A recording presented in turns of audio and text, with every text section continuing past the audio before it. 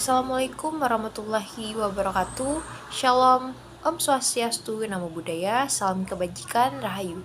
Halo semuanya, perkenalkan nama saya Juventi Agus Isidora dengan mata kuliah Hukum Kemaritiman.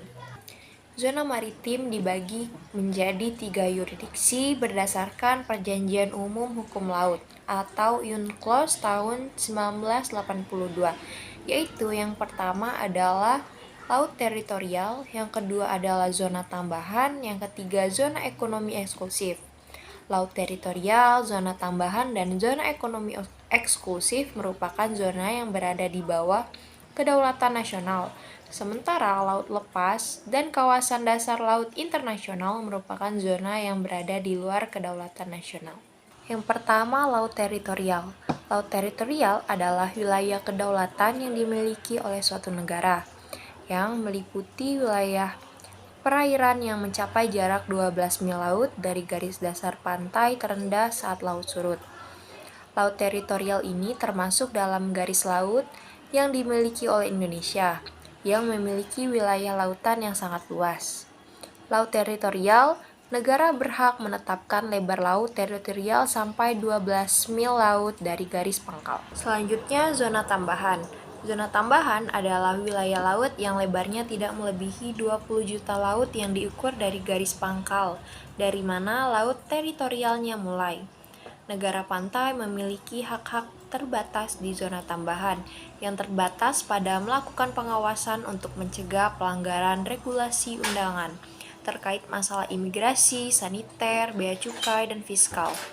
Zona tambahan diatur dalam Konvensi Hukum Laut 1982 atau UNCLOS 3. Intinya, negara dapat mengklaim zona tambahan sampai 24 mil laut dari garis pangkal untuk melaksanakan pengawasan yang diperlukan seperti mencegah pelanggaran terhadap peraturan undang-undang yang berkenan.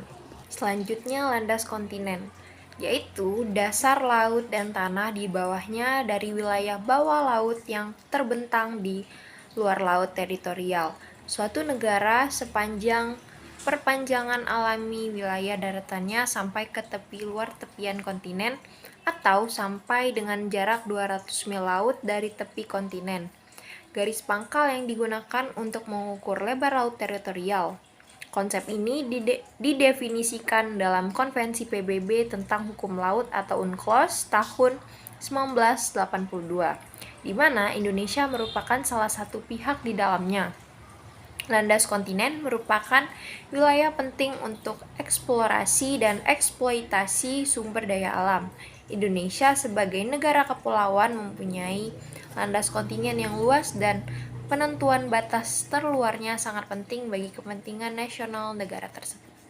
Zona delimitasi hukum maritim adalah proses penentuan dan penetapan batas-batas maritim antar negara yang telah diatur dan merupakan revisi implementasi dari hukum laut internasional. Setiap negara berhak menetapkan lebar laut teritorialnya sampai batas maksimum 12 mil laut diukur dari garis pantai. UNCLOS 1982 mengatur batas laut atau batas zona maritim dan memberikan opsi penyelesaian terhadap kelautan. Proses delimitasi maritim tidak selalu mudah dilakukan dan terkait dengan tidak jelasnya pengenalan aturan prinsip keadilan.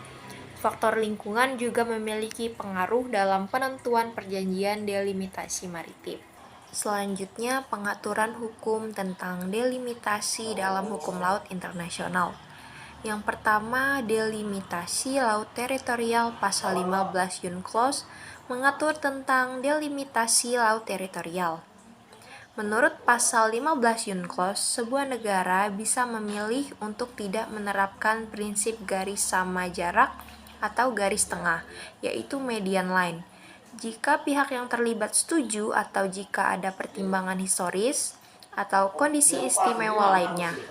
Suatu negara A bisa saja mengklaim adanya pertimbangan sejarah atau kondisi istimewa, sehingga memungkinkan untuk tidak menggunakan garis tengah atau garis sama jarak, yaitu median line.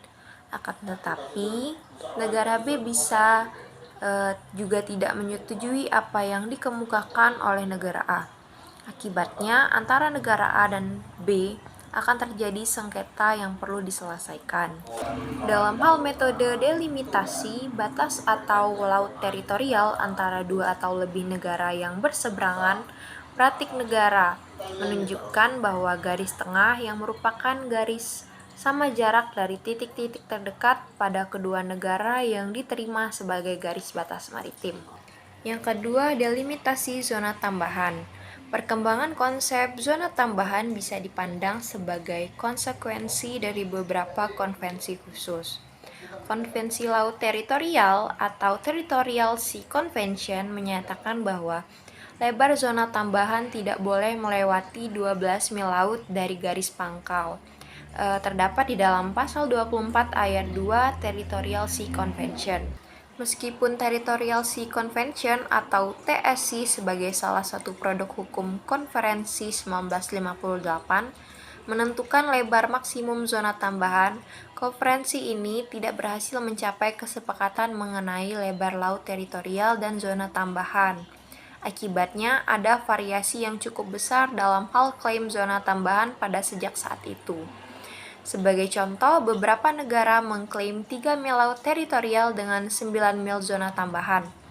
Sementara yang lain mengklaim 6 mil laut untuk masing-masing laut teritorial dan zona tambahan yang penting adalah lebar keseluruhan yang tidak melebihi 12 mil laut.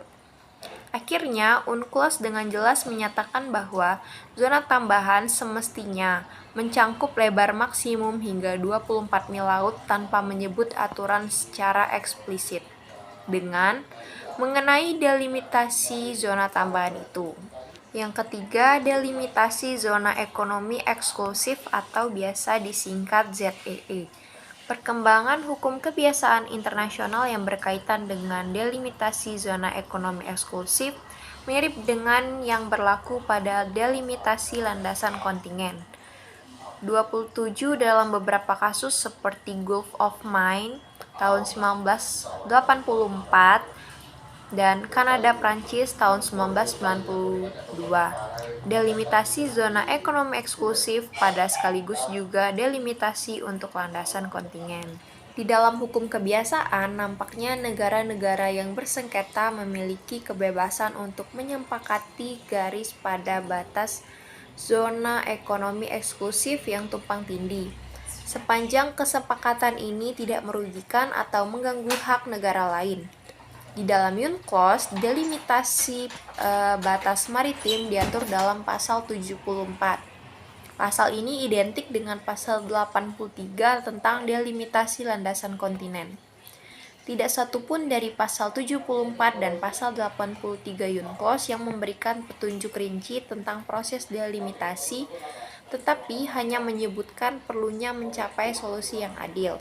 Dalam praktiknya, batas zona ekonomi eksklusif yang disetujui pada umumnya sama dengan batas landasan kontinen. Meskipun sebenarnya batas landasan kontinen berlaku untuk dasar laut, sedangkan batas zona ekonomi eksklusif berlaku untuk kolam air.